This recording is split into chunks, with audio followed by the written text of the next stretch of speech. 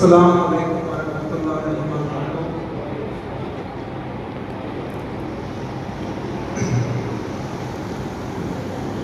Career की जो बात चल रही है, आज सबसे बड़ी जो है, आपको पता है कि आज़ादी के समय जो मुस्लिम समाज है वो गवर्नमेंट जॉब में जो है, प्रशासन है, राजकीय सेवा है, उसके अंदर 7% के लगभग था जब आज़ादी के समय। और आज जो गवर्नमेंट जॉब है, उस गवर्नमेंट जॉब में हमारी संख्या घट के और 1% से भी कम है। और प्रशासन में तो ये आंकड़ा बहुत ही ज्यादा कम है। कुछ हद तक टीचर और हॉस्पिटल जो है उनमें कुछ मिल जाएंगे हमारे कर्मचारी, लेकिन जो दूसरी जो ब्रांचेज है, उन सभी ब्रांचेज में आपको बहुत कम मुस्लिम कर्मचारी मिलेंगे। और ये एक बहुत बड़ी समस्या है। इस समस्या के लिए कि प्रशासन में सभी जगह हमारा आदमी होना, कहीं पे भी हम कोई काम कराने जाते हैं, कोई अपना बंदा दिख जाता है, तो अपना बंदा दिख जाता है तो आपको पता है कि हमें तसल्ली हो जाती है कि यार कुछ तो अपना काम क्या है कि चीज हो जाएगा। अब मैं आपके सामने ये समस्याएं क्या आती है, क्यों हम लोग गवर्नमेंट जॉब में नहीं जा पा रहे हैं, जबकि टैलेंट की कोई कमी नहीं है। हर साल अलग अलग मुस्लिम समाज के और कुछ कॉमन भी सम्मान समारोह होते हैं, उसमें आप देखते हैं बहुत सारे बच्चे 80-90% वाले बच्चे जो हैं वो सिलेक्ट होते हैं, निकलते हैं। लेकिन आप इस चीज पे विचार करें कि 5 साल बाद 12वीं में एक बच्चा 90% नंबर लाया, अब 5 साल बाद वो क्या कर रहा है?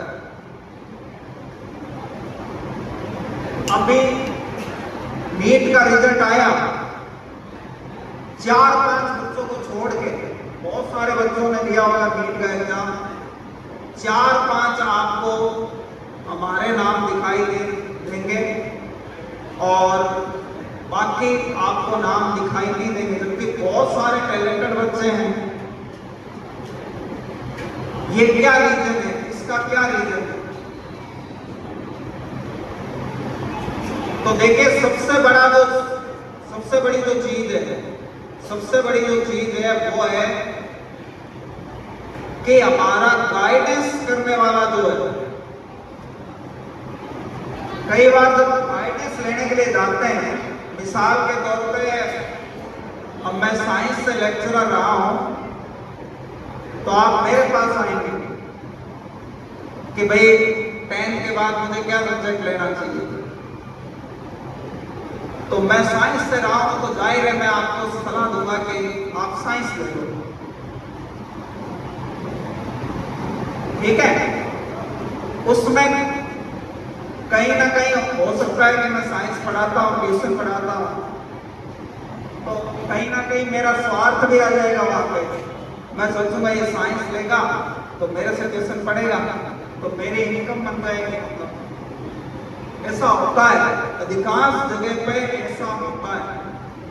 ये सच्चाई है, भले थोड़ी कड़वी सच्चाई है, लेकिन ये सबसे बड़ा हमारे बच्चों के फेलियर का कारण ये है। आप किसी से प्रभावित होते हैं, ये बहुत अच्छी बात है, लेकिन प्रभावित होने के बाद हमें हमारी कंडीशंस भी देखनी पड़ेगी, हमारी फैमिली कंडीशन देखनी पड़ेगी, हमारी आर्थिक स्थिति देखनी पड़ेगी। तो आप किसी से भी प्रभावित होते हुए, सबसे बड़ा रीजन है बच्चों के फेल होने का।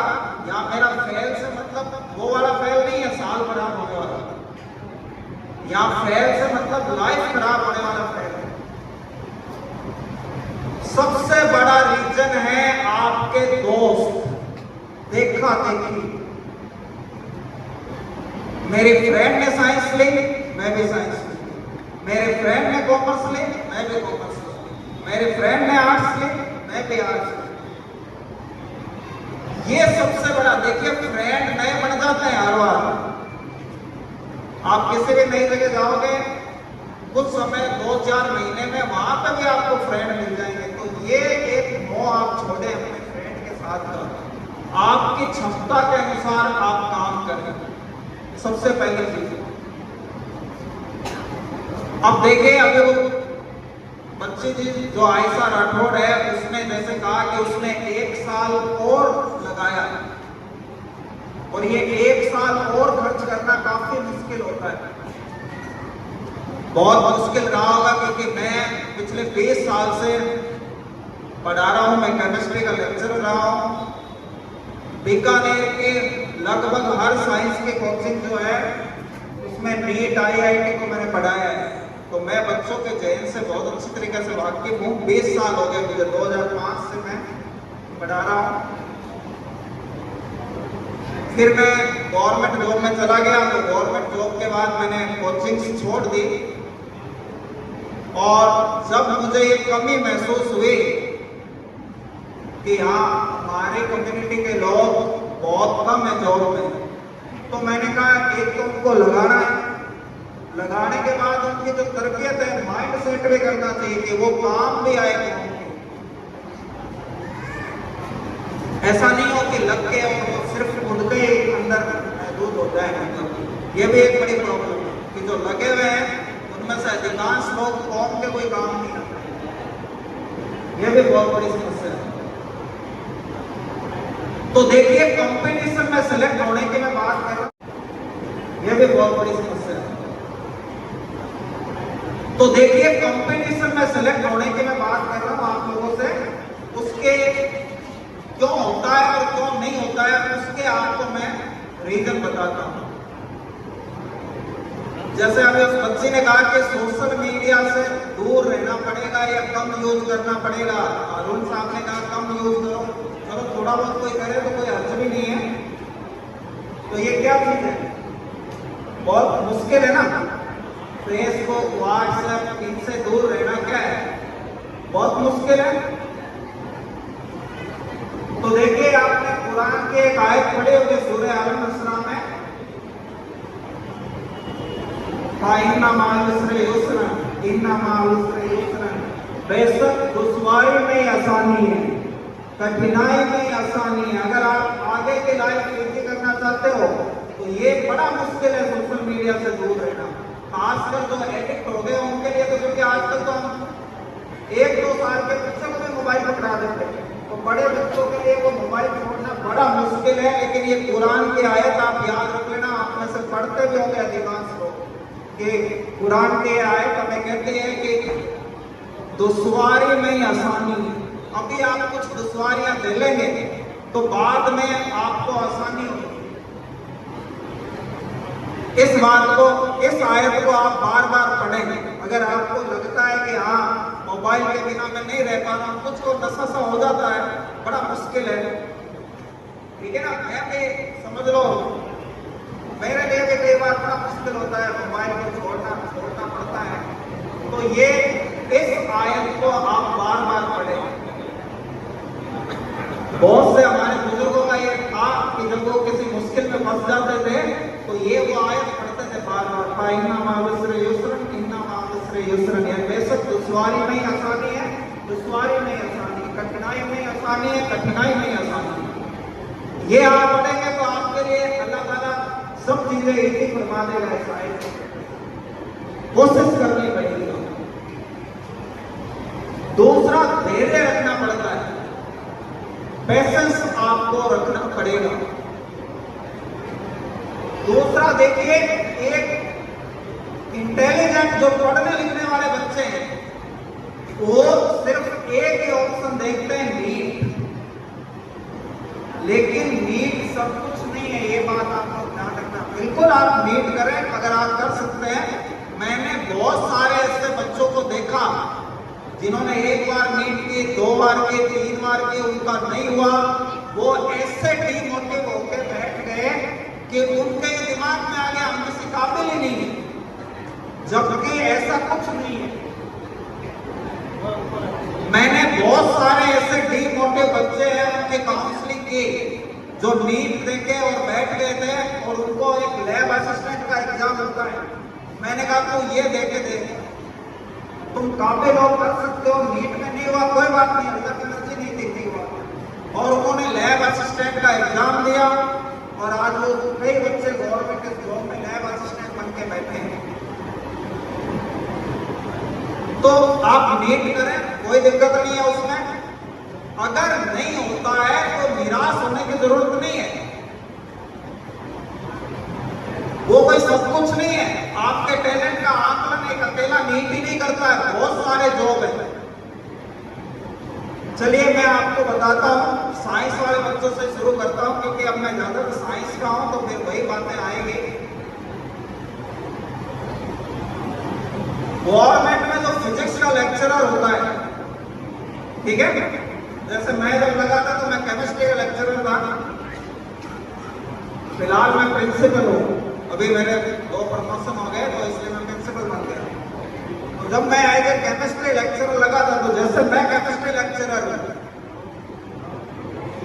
और उसी तरीके से जो फिजिक्स का लेक्चरर होता है, इसका एक कंपटीशन एग्जाम होता है, आरपीएस से लेते हैं। अब जिस समय हमने ये एग्जाम दिया था उस समय जब इसका रिजल्ट आया था, अब नीट में तो कितने सब्जेक्ट पढ़ने हैं आपको? केमिस्ट्री पढ़ना है, फिजिक्स पढ़ना है, बायो पढ़ना है, लेकिन लेक्चरर बनने के लिए आपको एक ही सब्जेक्ट पढ़ना है, केवल फिजिक्स पढ़ना है, केमिस्ट्री पढ़ना है या फिर बायो पढ़ना है, तीनों में से एक ही पढ़ना है, ठीक है। सैलरी बराबर से है। अब ये तो पहली बात हो गई।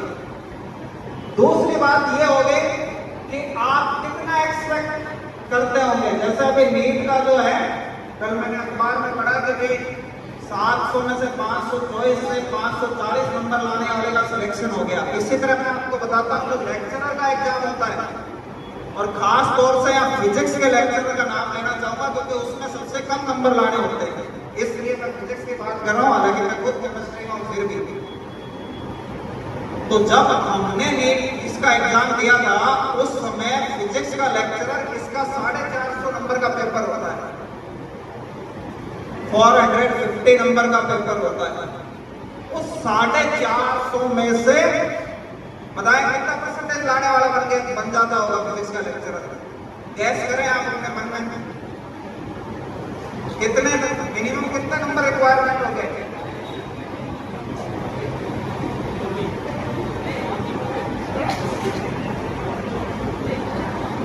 बच्चों के माइंड सेट के तो देखिए 24% नंबर लाने वाला फिजिक्स का लेक्चरर बन गया था। 24%, 24% ओनली, एक सब्जेक्ट पढ़ के। समझ में आ रहा ना? नीट में तो 3 सब्जेक्ट आपको पढ़ने पड़ते हैं, सिर्फ एक सब्जेक्ट पढ़ के 29।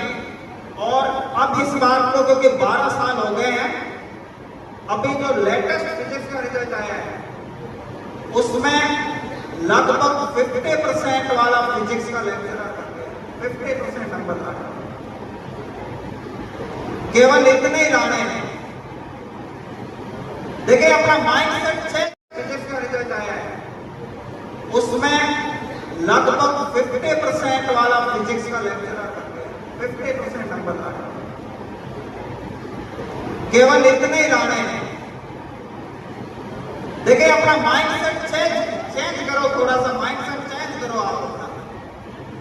एक के पीछे बंधा हुआ नहीं रहना चाहिए। सब में जाओ, सब में बच्चे, हमारे को सब जगह की जरूरत है, हमें सब डिपार्टमेंट में जाना पड़ेगा। एक जगह खाली अगर हम हो भी जाएंगे तो क्या हो जाएगा एक डिपार्टमेंट। तो ये ध्यान रखें कि कई कंपटीशन में सेलेक्ट होना बहुत ज्यादा इजी है। अब ये देखिए हमारे दिमाग में एक बात डाल दी जाती है कि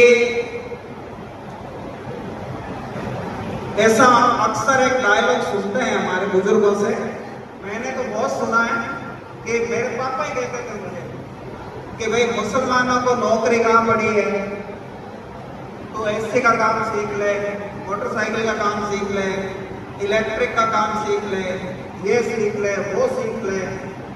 पर मेरे दिमाग में बैठ के नहीं थी। मैंने कहा मैं तो एक बार बीएससी करूंगा और उसके बाद देखा जाएगा कुछ। लेकिन वो हर समय उनका ये हिट रहते थे। तो फिर जब काफी समय से ये हो गया तो फिर मैंने जवाब दिया। देखिए, माँ बाप को जवाब बदतमीजी से नहीं दिया जाता है, उन पर गुस्सा नहीं किया जाता है, अदब का ख्याल रखना पड़ता है। जवाब देने का जो तरीका है वो ये है कि फिर मैंने उनको कहा कि आप कहते हो कि नहीं होगा, अब देखो मैं करके बताता हूँ। और अल्लाह का करम रहा, ऐसे कुछ भी बात नहीं है कि मुसलमानों का नहीं होता है। अल्लाह के करम से मेरा 17 गवर्नमेंट जॉब में सिलेक्शन होता है। ऐसा कुछ भी नहीं है। अब देखिए, सबसे बड़ी जो बात है, आज आप लोग क्यों बैठे हो, ये जो ये विकास समिति है आपके समाज के, इसने आपको क्यों बुलाया, क्या इनको जरूरत है ये पैसा खर्च करने की या अपना समय खर्च करने की? ऐसे प्रोग्रामों के लिए हम लोग तो आज एक एक दिन के लिए आ गए, ये लोग पता नहीं कितने दिन से लगे हुए होंगे। ऐसा नहीं है, एक दिन का काम नहीं होता है, बहुत टाइम लगता है, क्योंकि हम भी ऐसे प्रोग्राम कराते हैं, इसलिए हमें पता है कि कई कई इन्होंने दिन अपने दिया होंगे इस प्रोग्राम को आज एक दिन में करने के। ये क्यों कर रहे हैं? तो देखिए, इस्लाम का बुनियादी उसूल है नमाज, रोजा, ज़कात, हज, ये तो इस्लाम है, ये तो बुनियाद है उसकी। लेकिन केवल ये इस्लाम नहीं है।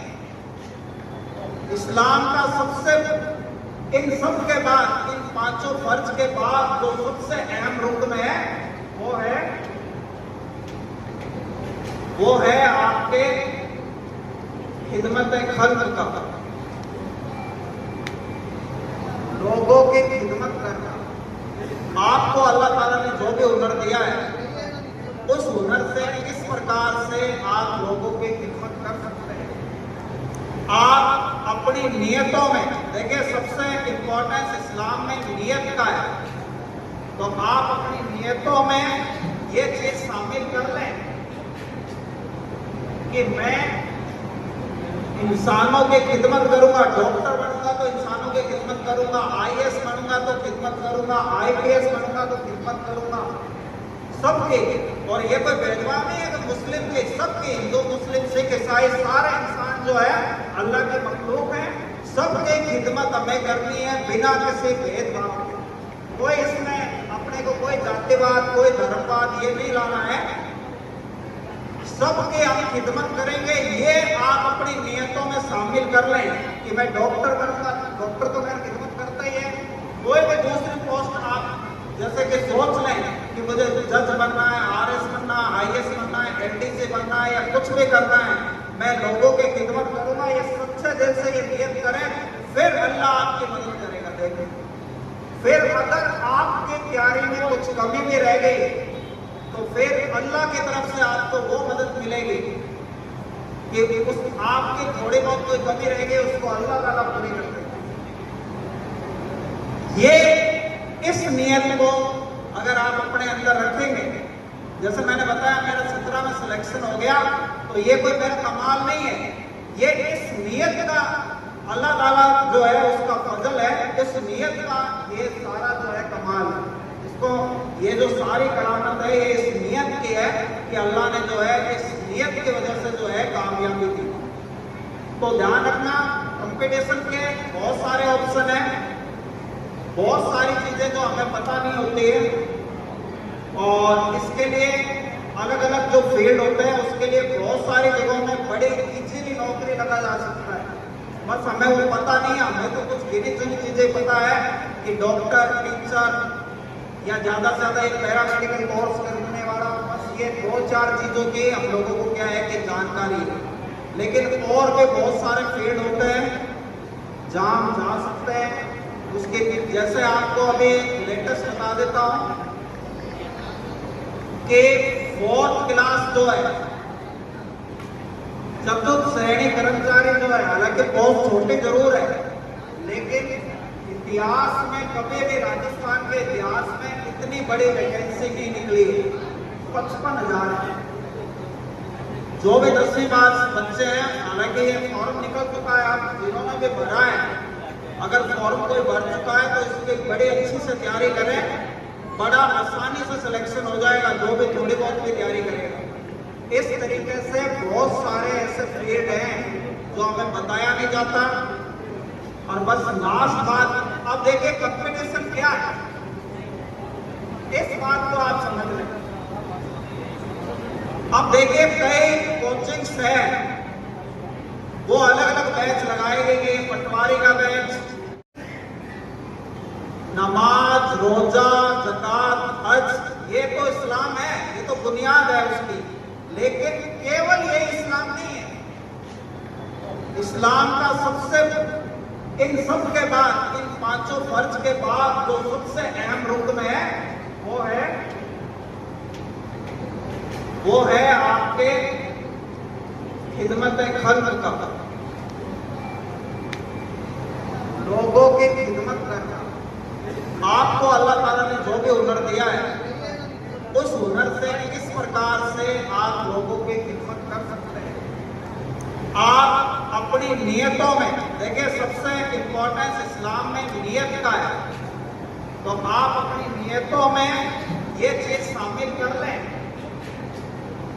कि मैं इंसानों की खिदमत करूंगा। डॉक्टर बनूंगा तो इंसानों की खिदमत करूंगा, IAS बनूंगा तो खिदमत करूंगा, IPS बनूंगा तो खिदमत करूंगा, सबके।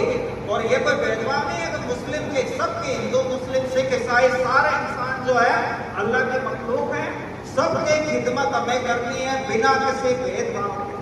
कोई इसमें अपने को कोई जातिवाद, कोई धर्मवाद ये नहीं लाना है, सबके हम खिदमत करेंगे। ये आप अपनी नियतों में शामिल कर लें कि मैं डॉक्टर बनूंगा, डॉक्टर तो खैर खिदमत करता ही है।